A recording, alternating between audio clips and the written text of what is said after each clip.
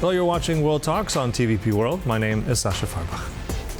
The United States has confirmed Poland's invitation to the 2026 G20 summit in Miami, while South Africa faces exclusion under the Trump-led U.S. presidency. Now, Poland's economy, soon surpassing $1 trillion, is largely underestimated at home, raising questions about perception versus reality and the broader implications for global diplomacy. Now, joining us to discuss these latest developments is Jarosław Ćwiek-Karpowicz, Director of the Polish Institute of International Affairs. Good to have you in the studio. Welcome. Thank you for a kind invitation. So let's start with this invitation. It's not quite membership. Now, Marco Rubio has confirmed that this is happening. Poland will be there. But tell us that difference, because there is a difference between sitting there as a member and just being an observer, right?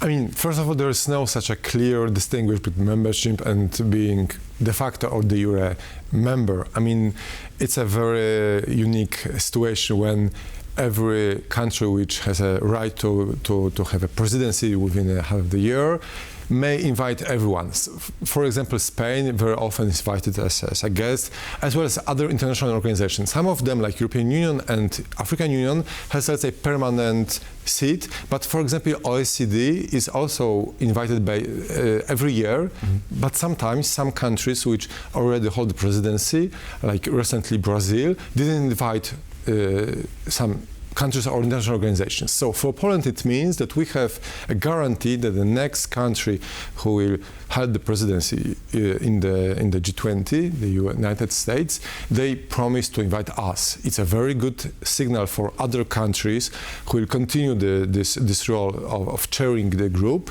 for the next years, that they may follow this track. And for us, for Poland, it's a great opportunity to be invited regularly, mm-hmm. But it's not guaranteed. And of course, we should not expect in the soonest time that Poland would be accepted by all countries as a permanent member, because in G20 we have China, Russia, and definitely these countries would not like to have another like-minded countries like the United States, I mean Poland. Mm. So for us it's important to be there and also to show which subjects, which issue Poland may contribute to this group.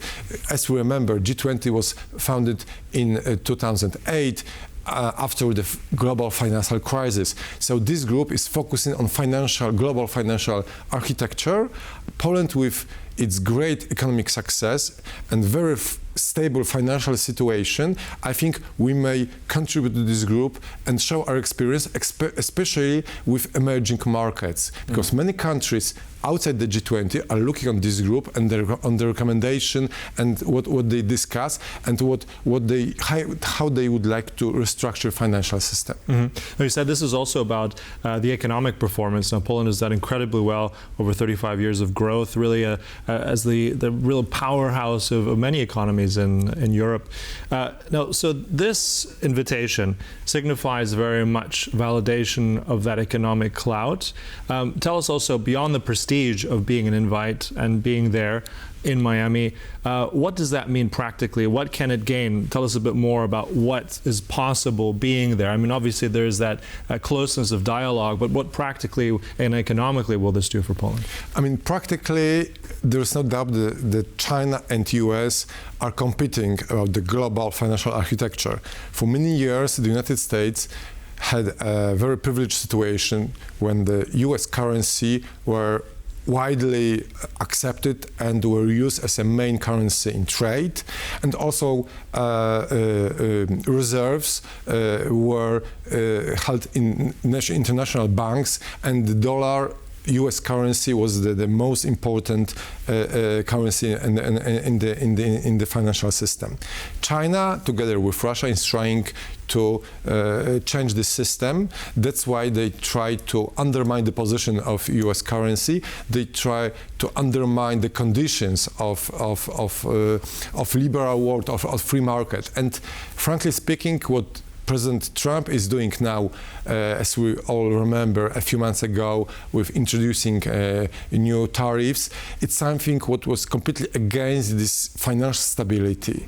That's why Poland has a very specific role now. From one hand, we would like to continue the stability and the domination of US and European currency in the financial system, but on the other hand, as an emerging market, we should underline and draw attention of many countries that this system is not fair enough, that there's a huge concentration of the capital in the Western economies, in developed countries, and the lack of investments in emerging markets. Poland may show this problem, also how to improve international law obligations. There are many initiatives where Poland may contribute, like how to collect taxes and how to prevent so-called tax haven which exist around the world. This issue definitely Poland may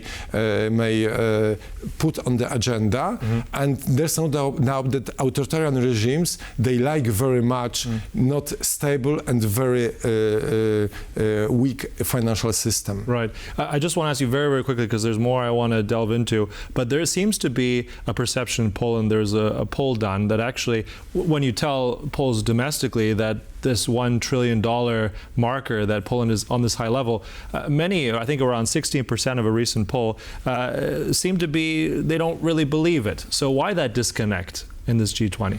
I mean, there are different surveys, because if we compare approval for the government policy and satisfaction, now it's rising. So it means that the economic success, which we may perceive as a success of last 20 years, but also of last years after the pandemic and after the outbreak of full-scale invasion in Ukraine, we may say that Poland is able to manage this crisis very well and still continue economic growth. And what was the main problem for many Polish citizens, huge inflation and high interest rates. Now inflation and interest rates are going down, which is very good for consumption. So that's why, let's say, the consumers' attitude or consumers' feelings are going in a very, very positive way. Right. So that's why if you were asked if Poland by Poles is perceived as a big economy, many people might say, no, we are not as big as our neighbors, France, Germany, or other Western countries. But on the other hand, we have many indications that Poles are satisfied with current economic situation. Right, so there's good markers there. Speaking also of the United States in a different manner, we have just now recently, actually in the last few hours, the U.S. National Security Strategy that was released by the White House. It's a large text, but I want to bring up to two quick points here. One of them, and I'm quoting here, about a section called Promoting European Greatness, by the way, ending the perception and preventing the reality of NATO as a perpetually expanding alliance. What do we make of that? I mean, that does sound kind of, for some in this region, Central and Eastern, well, all of NATO, a little bit concerning. How do you respond? I mean, these documents perfectly explain current U.S. perception of Europe, of Ukraine, Russia, and this area. I mean, there are, of course, many interesting points regarding U.S. foreign and security policy, or some indications what should be done in the next years. But about Europe, from one hand, for U.S., Europe still is perceived as a very important place to make a business, and especially Central and Central Europe, including Poland. It means that the U.S. accepts the current situation, the NATO, the existence of NATO, and U.S. has its interest to have very strong relations with these countries. On the other hand, still in the U.S. administration, there is a belief that Russia is a threat for Europe, but not for U.S. itself. For U.S. itself, it's China. So that's why they really would like to make so-called strategic stability. It means that Russia should not be completely dependent on China and enlarge this, let's say, Chinese bloc. I have no reservation to this position. is rather a positive signal for Europeans, especially from Central Europe, to invest in our ties, economic, cultural, political ties with United States, like Israel is doing the same. And for example, Iran is a threat for Israel, not for US. Right, but So I want to come back on this point, because here, if I read it, it does say that NATO is no longer an expanding alliance. Yes, because it means that for US there is a line where further expansion of NATO means we are going into the direct conflict with Russia. Our perception, Europeans, is that this conflict is inevitable, that we have no other way but only to deter Russia, because Russia is expanding not only on the post-Soviet area, but also would like to expand its influence in Central Europe. So this is our Polish existence, right? It means that further expansion of NATO is not in US interest in this document, because they would like to preserve this area in these countries which are already in NATO, it's majority of European countries. It means that other countries outside NATO may have some guarantees, security guarantees, but it should be a differentiation between NATO membership and other countries. I think that Ukrainians are very much aware of this situation. They would like to have security guarantees.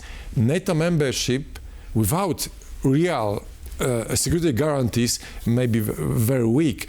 So it means that it's better to send military equipment or even troops to Ukraine, like US is doing with Israel, right? Without membership of NATO. So still everything is on the table. Sure, everything on the table, but some may interpret this with some raised eyebrows. We'll have to analyze it later on. Look, really appreciate your insights there. That was Jarosław Ćwiek-Karpowicz from PISM. Thank you so much for coming to the studio. Thank you. Thank you for watching. That concludes World Talks, but as ever, stay right here on TVP World for more news and commentary.